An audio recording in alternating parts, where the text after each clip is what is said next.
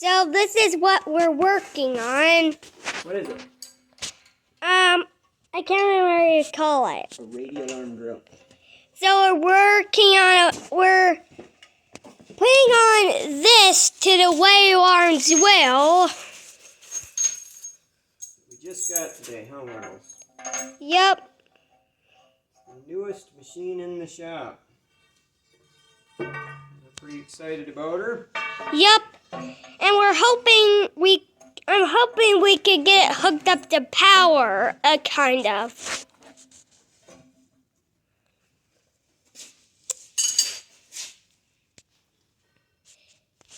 Hey, Dad. Can I sew around this machine? You can show them the whole thing.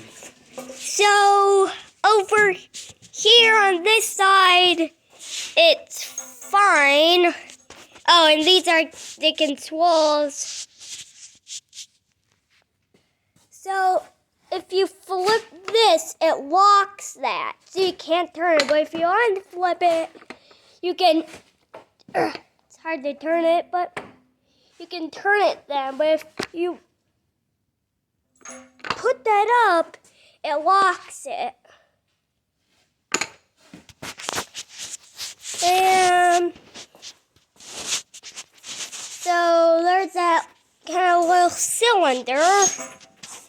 And now we're going to move up to the front. So when you turn that, it gets gunk out. But you see no gunk because it does it right in here, I think. There's a tag right there. And I'll zoom in so you can see the tag. That one. And we've got...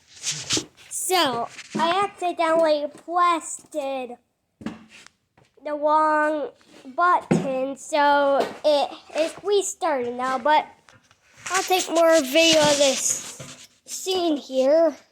So, hey Daddy, why don't you tell him what we're doing? Well, I'm trying to get the side base on. I think this machine didn't come with a side base. So what I've discovered is these holes are all tapped in here crazy crooked, and there's no way that Carlton did that. So, I mean, we're talking crazy crooked. So I'm hoping that this thing even will go on here. It was off from it when I got the machine, but you can see witness marks where it was on there once. But man, whoever did the drilling and tapping flunked their apprenticeship as far as I'm concerned. It's some of the worst crooked drilling and tapping I think I've ever seen. But anyway, just trying to get a couple of them started while I'm teetering on this board, and then I'm going to try to work it down. I'm just fighting because not only are they drilled in crooked, they're just not even close to being on the right center. So you got to be just the right combination of fudging this and fudging that before the bolt doesn't try to go in. So yeah, pretty exciting. And we're going to try and get it all put together tonight. In theory.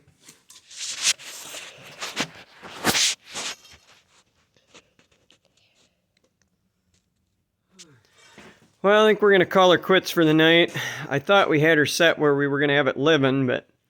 so anyway, short version is, I have concluded that this L-base does not fit this machine at all. I suspect that this is off from, I don't know, a size or two smaller, because what's going on is if you line it up with the key, then this table ends up way lower. I would assume they're designed to end up, you know, flush with each other. And if you had that lined up, it'd be way down from there. I mean, now maybe that's how it's supposed to be, but at any rate, whoever it is that was setting it up to put it on here before drilled and tapped all of these way high. The key slot's not even close to lining up. And they've got these holes so crooked that I literally cannot even get the bolts in. I suspect it was on here with 3 bolts before, because I don't even think it's possible to get all 4 of them in. So, at any rate, I'm going to do a little bit more thinking about it. But at this point, I'm having some doubts about putting it on there, but I'll have to mull it over.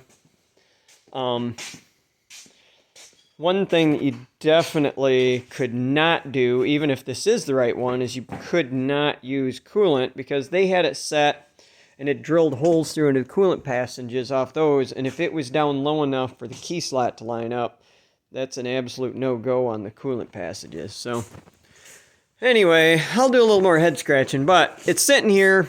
If we're not going to put the L base on, then I think we're going to swing this along and put it parallel with the wall. I was only sticking it out this way with the idea that L base there, and yeah, we'll see. I'm too tired. Been working all day. We're going to call it quits and come back at it tomorrow with a fresh perspective. So anyways, but there it is. I'm pretty excited. It's a, so what this machine is a Carlton. I believe it's model 1A. I should double check that. I've been saying that's what it is. Let's see here. Oh, yeah. Model 1A 4184. Built 1A to 73. So anyway, it's